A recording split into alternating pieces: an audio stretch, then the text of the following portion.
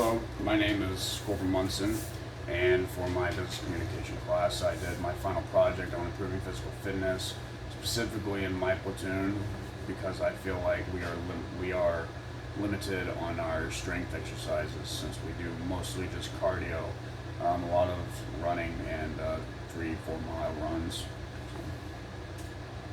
Now, in boot camp, all Marines go through the same things. We go through the same physical and mental challenges. Now up on the screen I have recruits going through some of those physical challenges, and it doesn't matter what base you went to, what recruit depot, whether it was Parris Island or San Diego, we all go through the same stuff together, so it doesn't even matter. Now, some of the recruits on these photos are carrying heavy logs. Usually that is a run when you're carrying those logs, but we also do stationary exercises, lifting the logs, doing crunches, stuff like that.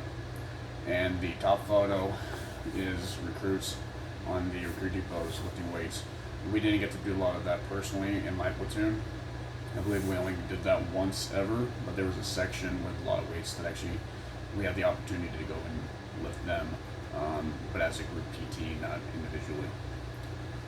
So to continue, in boot camp we did a lot of calisthenics, a lot of cardio, and a lot of hiking with our main packs. The main packs weighed about 80 pounds, I would argue, and on top of that we had to carry our service rifles with us as we were hiking. Now in the photos you see some of these recruits who were actually on obstacle courses where they had to climb ropes or jump over walls. A lot of that does involve cardio, but I believe that we got a lot of strength training from these exercises and these obstacles, and I believe that we could implement that in my own platoon's PT. We have the opportunity. We do have opportunities to be able to go and do obstacle courses like this, but they are rare and far between. Now, why do we need it? We have a lot of what we call fat bodies, overweight people in the Marine Corps and in my platoon. And by putting on muscle mass by going into weights, we can mitigate that because muscle mass requires more fuel, more calories in order to sustain its current mass. So we can actually help those Marines that are overweight by putting muscle mass on them, because that muscle mass will actually eat away at their body fat by actually putting them in a calorie deficit. So we also do physical fitness tests and combat fitness tests every year. So by doing strength exercises, a lot of those exercises that we have to do on those tests, like handle can lifts for the combat fitness test or pull-ups for the physical fitness test, we can actually help our Marines get better scores and be able to have more opportunities in the Marine Corps, such as getting promoted and being able to deploy to Kuwait or wherever it is they choose. So on top of that, my work, here you see a photo of some of the Marines lifting a tire. We are a mechanic shop and we have to do that daily, lifting heavy tires. Usually it is a two-person lift, but quite a few of us can actually lift the tire by ourselves. And we do tire flips in our PTs, but there are better exercises for actually building up the muscles that exercise would actually target. So we also have to lift heavy hydraulic pumps and install them, or armor and install it on the trucks, pull engines, transmissions, and replace them. So that having strength, being strong physically is a must. So here you see our height and weight standards, where based on your age, you can actually calculate your body fat percentage. For my age group, I can only be a maximum of 18%, and I'm about 70 inches tall, so my max weight would be at 197 pounds, 191 pounds, I believe.